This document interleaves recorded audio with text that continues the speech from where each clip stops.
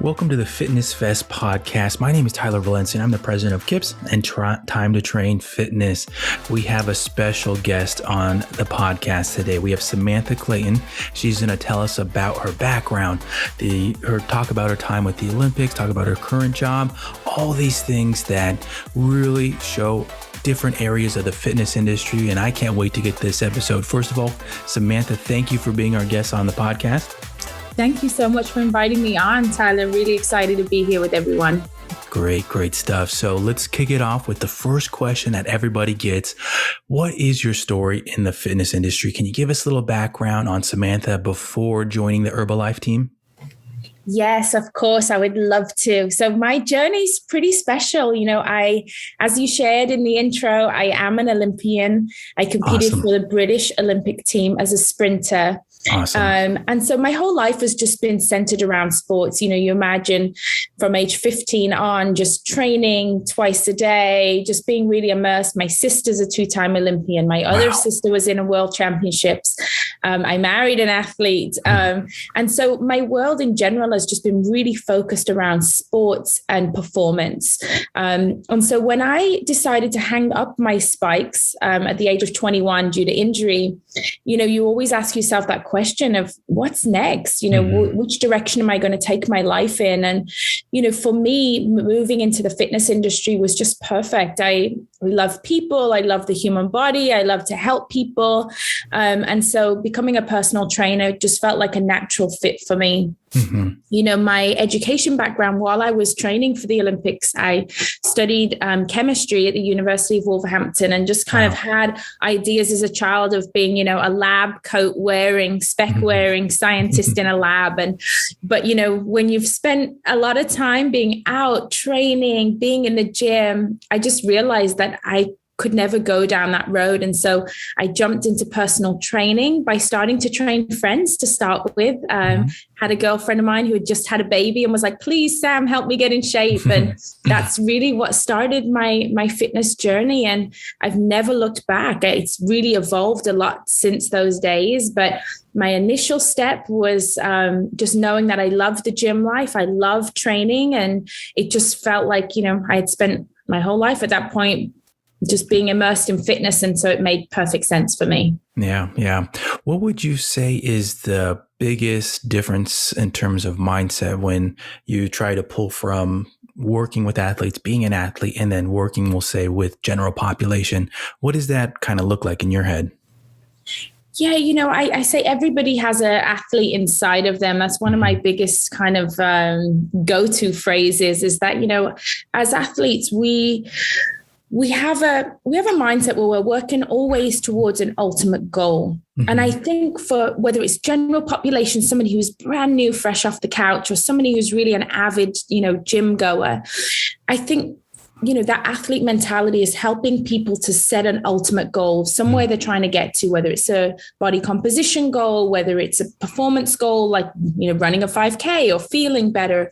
I think the athlete mindset of hard work, dedication, and sacrifice, they are the three key things that I've managed to kind of take from my athletic days and spread that into general population fitness. Like I say, for everybody across the spectrum, those who've never moved their body and those that want to, is that to achieve anything in life and be successful and to reach your health goals, it's going to take a lot of hard work. The human body takes time to adapt. So hard work, being dedicated, we learn that as an athlete. It's dedication that really separates those who make it to the top. It's just that no matter whether they're having a good day or a bad day, they're dedicated to reaching their ultimate goal. And then sacrifice is that third one where, in order to accomplish something great and accomplish your health goals, there are going to be things in your life that you're going to have to sacrifice. And whether that's, sacrificing sitting down too much at your desk or, watching too much TV or making changes to your diet. I think that athlete mindset of being driven really translates well to the average everyday person. And it's really served me well as a trainer and somebody who's able to motivate people is, once people kind of understand that knowledge of self is the key to success, they understand what is my goal? What are the steps I need to take to reach that goal? How do I need to be dedicated? What motivates me to be dedicated? I think once people start to understand themselves, they'll never be in that yo-yo pattern ever again where they stop starting. They'll find a way to find that consistency. I like that. I like that a lot. And the piece that really sticks out in my head is how well you're able to break this down for general pop. I think a issue some personal trainers face is the ability to empathize with general population, to get into their mind, but also show them and communicate with them in a way that they understand. I think to be able to go from a high level, being an Olympian, being able to be such a high level athlete and be able to break it down into pieces that the general pop can understand, but also connect with. I think that is such a big piece, and the way that you elegantly talked about it, and really each piece of it, I could see you just relaying that to an individual and them being able to understand it. I think that that's amazing to hear because of that relation, that connection right there. Samantha, let's paint a little bit more of the picture here with your background. Can you talk a little bit about how you got associated with Herbalife? I think that that's something that many people are like, oh, wow, like she works with Herbalife. How did she do that? Can you tell us a little bit? Of course. And as we go there, I'll share one thing that you just said that kind of struck me is like empathy, being able to empathize with people and understand that the struggle is real for people trying to get fit, trying to stick to healthy habits. And, we're all human, even us trainers are human, right? We learn from our journey, but I think empathy, that word just really stuck with me. Yeah. As I said at the beginning, my journey in fitness has been one that has just been incredible. Starting out as a personal trainer, doing the one-on-one sessions, empowering people to find their body confidence. I had a gym at one point in Arizona called Fem Fitness, dedicated to women and teenagers, to help them find that body confidence in the gym and, experience how exercise doesn't just improve your overall health, but it also improves your mental well-being and your level of confidence and how you kind of show up in the world. And so when I moved away from Arizona to California, I kind of found myself saying, what's the next step on my journey? Where do I go from here? I've had my own gym. I loved it. I loved kind of, having my own business and creating that path. But, moving to a new state and the thought of starting it all over again, I decided to take a little moment of a break and when I say break, I mean a true athlete term of a break, in that I decided that I was going to volunteer full-time at Pepperdine University. And I went back to my roots with athletic training and mentorship for the female track team, helping them. A lot of athletes, they come away from home. It's their first time leaving home. They don't know how to eat properly or find that motivation and to, balance their studies and track. And so I found a beautiful home at Pepperdine. I volunteered for a full year and then ended up working with them for 3 full years. I seen my freshman all the way through graduation, and just, I felt like that experience gave me just a little bit more understanding of the power of impact that you can make on others if you're really dedicated to what you love, which for me was health, well-being, and fitness. And what's funny is I ended up doing a stand-in role on their campus recreation center, teaching a few classes. And somebody came in and said, wow, I love your energy. I love your energy in your classes. Have you ever thought about doing fitness on camera? Have you ever done any form of recording? And I was like, no, I do just a lot of community work, love volunteering my time, love teaching classes.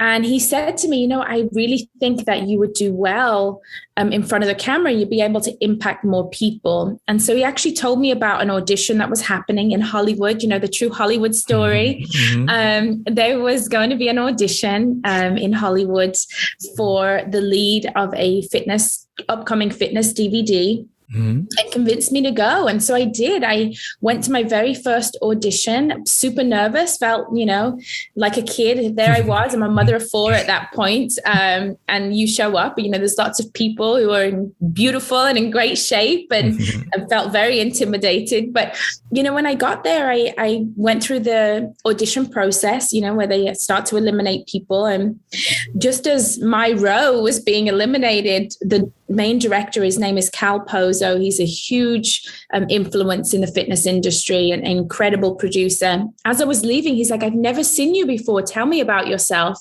So I gave him a little of my story, and he's like, hey, I know I just eliminated your row, but I'd love for you to call me later. I'd like for you to do a one-on-one for this role. Mm-hmm. And that's what it was. He invited me to come out. It turned out they shared with me it was for a role at Herbalife Nutrition to lead a fitness DVD, a 90-day fitness DVD for them.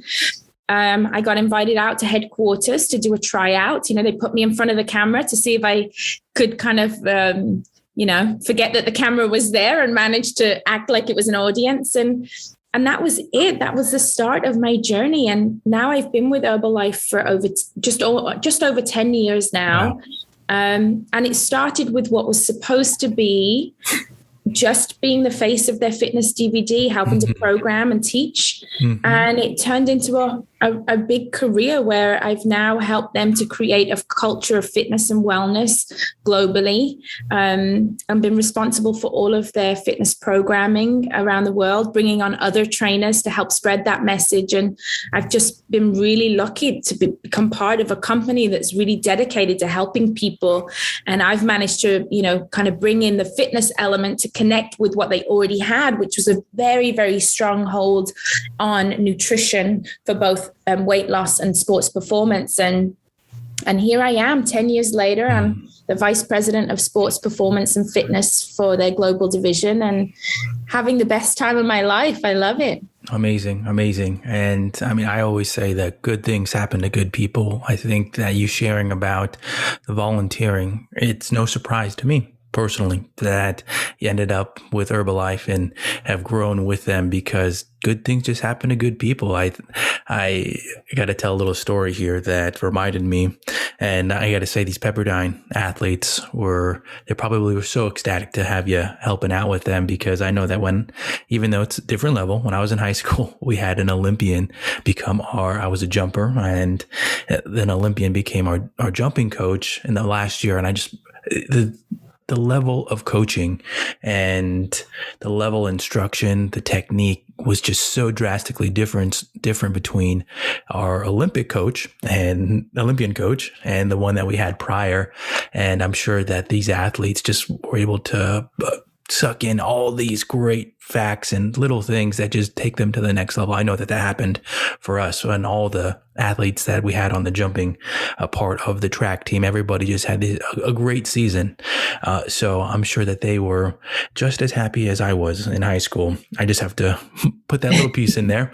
But the part that I love about this podcast is just hearing all the different backgrounds and how everybody got to these different places within the industry. And I say this every time because it's true, but everybody that comes on, it's so different. Everybody gets there to a different path. And I think that that's part of the beauty of the podcast and showing individuals that listen into each episode that there's no one path of getting to wherever you want to go. There might be a twist, there might be a turn, there might be something that comes up, so you never know what you're going to experience. I'm sure that when you went to that first interview, you didn't know. There's no way you could have known that you'd be working with Herbalife and being with them for 10 years. There's no way. And you just got to take that jump, that risk, that whatever that might be that gets you in the door, and the rest kind of turns out to be history. And a question that kind of popped in my head is, so you have 4 children. And I believe I saw on social media that one of your kids does track and field. Have you pulled from your background a little bit with your training, or do you try to be a hands-off coach parent with that? I love this question, Tyler, because I get asked this question a lot. I bet. So I'll just share. I have 4 children. I have a 17-year-old going into his senior year, and then I have triplets. So my triplets are going into their sophomore year. So I have I call it my own little relay team over here. So 2 girls and 2 boys. You know, I married an athlete. He's a Major League Baseball player, played for 17 years, and it's just kind of natural that my boys have gravitated towards the sport of baseball, and you know, they're doing great, making it up to, you know, get to do tryouts with Team USA and USA Baseball, and just really immersed in the sport. We're a sporty family, and you know, my daughters both run track, and one also does soccer. And you know, my husband and I made a decision very early on after having kids, because obviously there's a really good chance when you're a sporty family, we're both from really sports great families, and therefore there's a really good chance that genetics is going to play out as well as lifestyle, that there's a chance that they're going to be talented. And we kind of knew that when they were toddlers, right? You see their coordination, you're like, wow, this is going to be impressive. And he and I made a collective decision that we were going to make a huge effort to just let our kids grow into who they wanted to be, fall in love with the sport that they wanted to fall in love with, and be parents who are there, we're present.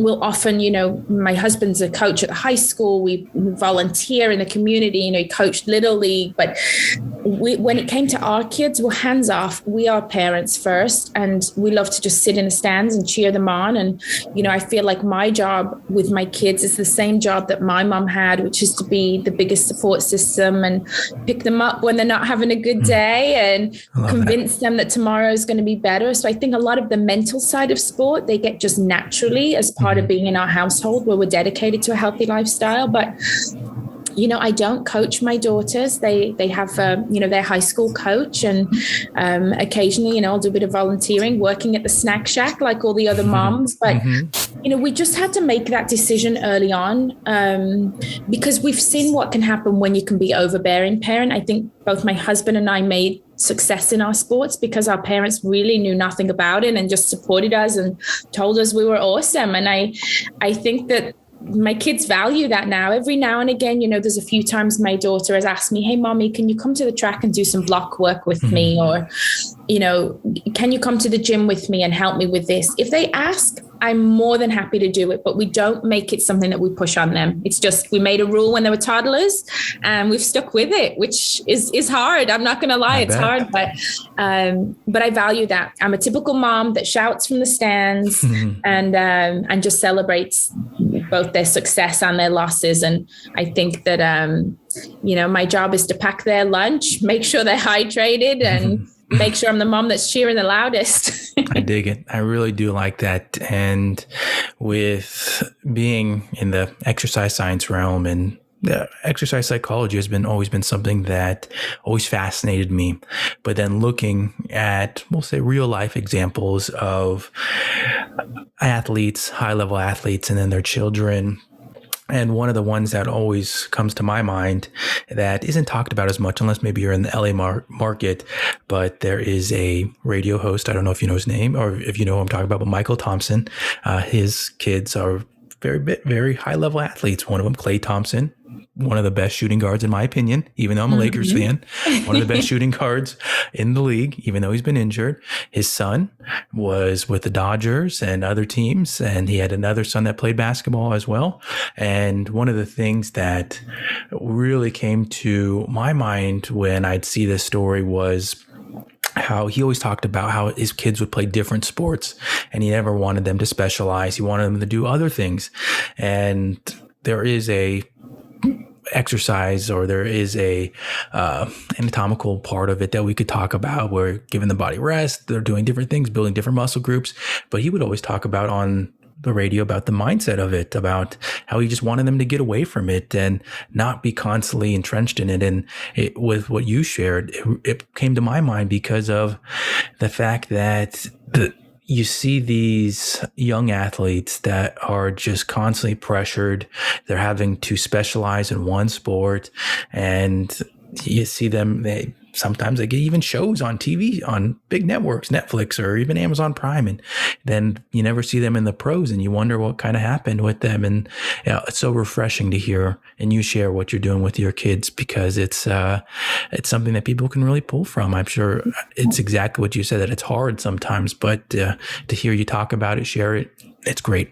Let them have their own path, and just let them fall in. You can't do well in anything in life unless you're truly in love with it yourself. And so, my oldest son, he loves soccer and he's amazing at baseball. And I told him, you don't have to quit anything. You can still play. You can do both. Mm-hmm. And all of the pressure that he was getting to, give one up, to specialize in the other, I said, there's plenty of time for that. Just go out there and have fun. And he's playing club soccer and playing a high level of baseball. And hey, I just support his joy. That's great. With now looking into, we'll say, with FitnessFest, it is a conference company. That's how we are chatting today. How did you get started with the speaking circuit? I have been so lucky that I've often done talks at universities throughout, once you become an Olympian, you often will get opportunities to talk on different topics, whether it's training, being at your best, all those sorts of good things. In the fitness world, I obviously, since the minute I started in the fitness world 20 years ago, and became certified with all the, top certifying organizations, and love keeping up with my own certs. And I just always would love going to the conferences and seeing the speakers and thinking, wow, one day, I would really love to speak at a conference. And, as you know yourself, you have to earn your stripes first, right? You have to be in the game a long time. And it was probably around about 9 years ago, which is at that point, I'd been in the training world for about 11 years, some 20 years in now. And I connected with a wonderful PR consultant. Her name is Leslie McClure, 411. And she was like, you know what? I think, you have a lot of expertise in a lot of different areas. Let's get you speaking. Let's get you into FitnessFest. Let's have you start writing articles for magazines. It's time. You've put in over 10 years in this industry. You have a lot of success behind you, and it's time. And so she kind of helped lead the way, and she was the one who connected with me with FitnessFest. And, I've since obviously spoke at IDEA, and, I've traveled overseas to speak at in Italy and in Africa at different conferences. And now I just absolutely love it. There's no greater gift than being in a position to give back to other trainers. I look back to when I was starting off as a personal trainer, just learning the ropes and doing group fitness. And I just loved learning from people who had a passion for training and becoming the best trainer you can be. And so now to be in a position where I can be that person to maybe give those newer trainers some inspiration, or maybe the trainers that have been around a long, give them a few new tricks to put in their toolkit. I just feel so lucky, but I give all my thanks to Leslie McClure, who's a huge friend of the FitFest family. And I know that she's helped many trainers like myself get into the speaking circuit, and it's just a joy. And I hope that, as I continue to grow in my career and continue my education journey, that a lot of other opportunities come up, because I just love connecting with my fellow pros that, have a passion for helping people. So I've been really lucky. That's so great to hear about your connection with Leslie and how she helped connect you with FitnessFest. Question that's always interesting to hear from the guest now is, if you were entering the industry now, so the fitness industry, what was something that you wish you knew? Good question. I think back then, I wish I knew the importance of having a truly well-rounded education from the beginning. So I feel like, when I came into the fitness world, it was purely, I was a trainer, and I didn't have, big education background in the fitness space other than the practical side of things, right? So obviously I had trained my whole life. I had the joy of training with world-class coaches. I have my chemistry background, but that's not in fitness. But one thing that I've learned is, as I've kind of grown in my fitness journey over the last 20 years, is the importance of having a good overall understanding of not just how to train people in fitness, but understanding, the whole side of personal development, understanding the real importance of nutrition, and I wish that I had back then, if I was starting brand new now, I would think that I would put nutrition as one of the top things that as a trainer you need to understand, not necessarily so you can act outside of the scope of your practice and suddenly be giving people a ton of advice, but just to have a really basic understanding about what their body needs for training, that you can give general advice to people within the scope of being a trainer. It's, I've been lucky that I've developed over the last 9 years into that space where I've connected all of the dots of wellness. I think that as fitness trainers, we're more than a fitness trainer. We can be so much more than just moving people's body. We really, if you're somebody who's good at connecting with people, which most people who go into fitness are good at connecting with people, understanding the concept of wellness and well-being and what makes up the whole person, and how when you understand that, the results physically that people can get are just so much greater. I think that's what I would do as a new trainer. I would encourage them to jump on the learning train and appreciate the whole spectrum of well-being and wellness early on and grow. And yes, you'll find your specialty of what resonates with you most, but come in with a really broad understanding and a very open mind. And I think, that would have saved me 10 years of discovery had I have done that from the beginning.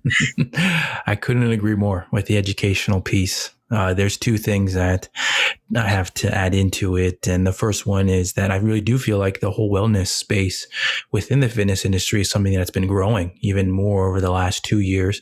A lot over the last year with mental health, but also how your wellness, your complete well-being plays into exercise and your, whatever your goal might be within that space. And so being able to talk about these different items, whether it's sleep, whether it's nutrition, whether it's your mental health, all these pieces go into well-being, exercise. They're just all interconnected. And so it's a piece that if you haven't already, definitely look into it because of the impact it can have on your business, that when a client comes to see you, you're not just talking about, okay, we're going to do this exercise, asking them questions like, how did you sleep last night? How do you think that affected your work? How is work going?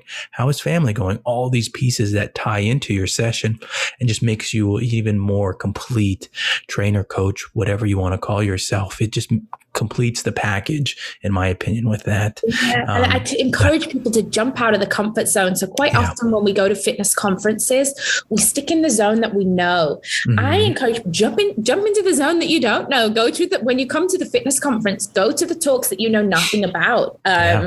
Even I do that now, and I love it because now, there's a huge difference in fitness conferences today than there was back, 20 years ago when I got started, where there is that opportunity to look at, how to be a coach, how to talk about nutrition. There's so many incredible trainers that are connecting the dots. So when you get to the fitness conference, pick at least one thing that you know nothing about. Don't get out your comfort zone.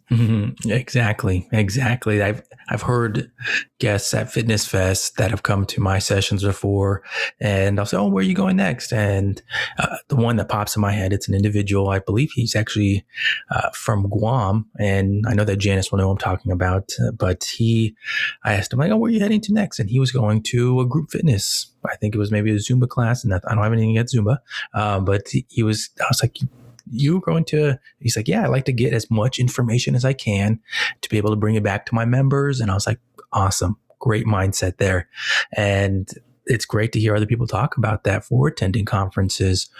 Samantha, in the fitness industry and all the different areas that you've been involved with, did you have any mentors along the way that helped your career? Yeah, I've had some incredible people that have helped me along the way. And one of the key people that I think has been a staple in my life was obviously my Olympic level coach. He was just incredible. He, God rest his soul. He was with me from age 15 and he was very educated. He's an athletic trainer and he has given me a lot of advice over the years when it comes to how to coach, how to educate others. And then in the fitness, in the fitness space of maybe names that people will know, somebody that I'm incredibly fond of, that's always given me a lot of just positivity, is a trainer by the name of Bashira Ahmad. You may have heard of Bashira. She's an incredible, just female empowerment trainer. I follow her. I've had the joy of meeting with her several times. And so I found her, and still do, like her programming that she does, to be just incredibly creative. She's amazing. And then on the mentorship side, from a production standpoint, obviously, I moved from doing one-on-one training now into production. Mm-hmm. There's an incredible individual. Her name is Rachel Tonic, and her name is actual Rachel Dovey now. She's married. Mm-hmm.